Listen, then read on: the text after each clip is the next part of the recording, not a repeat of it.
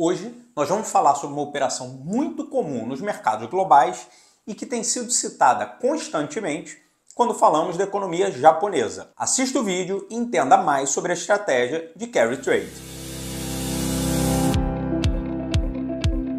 Bem-vindos de volta ao nosso canal de educação financeira.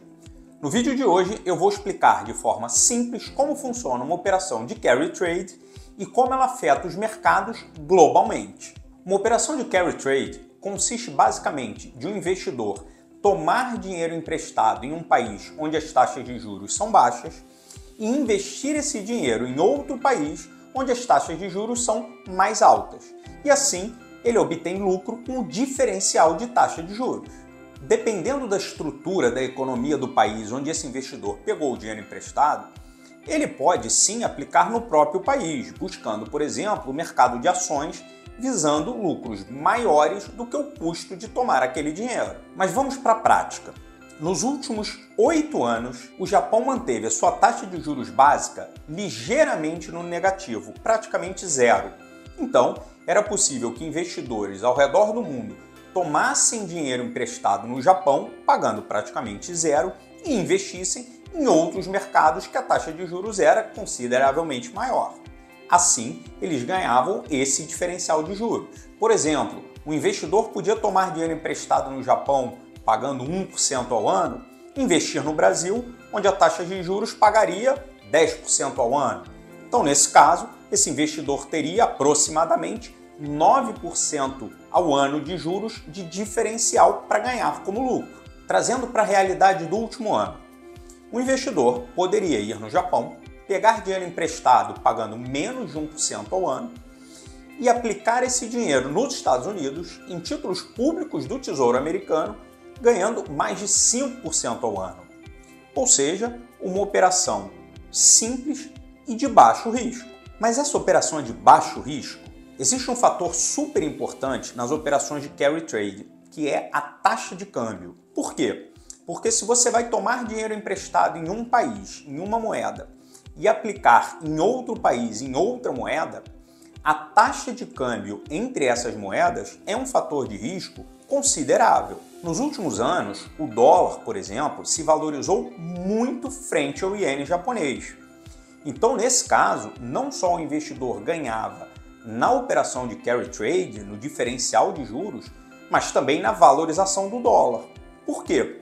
Porque ele tinha uma dívida em ienes, mas como o dólar passou a valer cada vez mais em relação ao iene, na hora de pagar a dívida, esse investidor precisava de menos dólares para quitar aquela dívida em iene. Consequentemente, sobravam mais dólares. E foi justamente esse ponto da taxa de câmbio que fez os mercados tremerem agora em agosto de 2024. O Banco Central japonês aumentou a sua taxa de juros e sinalizou que continuaria aumentando a sua taxa de juros, visando justamente a valorização do iene. Então, diversos investidores ao redor do mundo que tinham dívidas em iene, mas estavam aplicados em dólar e em outras moedas, tiveram que correr para zerar essas operações. Só para ilustrar o impacto, o iene se valorizou em 3 dias mais de 10% frente ao dólar. Então imagine, o investidor que pegou o dinheiro emprestado a 1% ao ano em iene, aplicou em dólar para ganhar 5%. Então esse investidor estava ganhando 4% ao ano. Em 3 dias, a operação dele, que era positiva em 4%, se tornou negativa em 6%. Isso em 3 dias. E o pior, sem limite de perda. Por quê? Porque o Banco Central japonês justamente sinalizou que continuaria buscando uma valorização do iene. Com isso, diversos ativos ao redor do mundo tiveram que ser vendidos rapidamente, gerando uma queda generalizada nos mercados. Rapidamente, o Banco Central do Japão mudou o seu discurso, sinalizou, disse que não mais aumentaria os juros e, com isso, os mercados se acalmaram. Muita coisa já voltou ao valor que estava antes dessa correria e algumas ainda estão no caminho de volta. Mas foi uma questão muito delicada que gerou uma turbulência enorme no mercado por uma operação que é relativamente simples mas que embute um risco que é a taxa de câmbio gigantesco.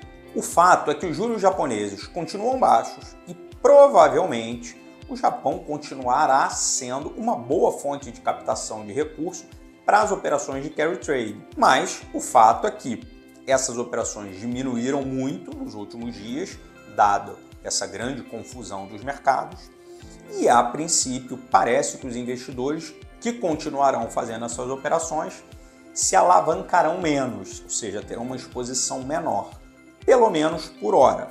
Mas a gente nunca sabe, o mercado tem o seu dinamismo próprio. Se ficou alguma dúvida com relação à operação de carry trade e qualquer coisa relacionada ao mercado, já sabe, escreva aqui nos comentários, o meu objetivo é te ajudar. E para me ajudar a impulsionar o vídeo e o canal no YouTube, curta o vídeo e se inscreva no canal.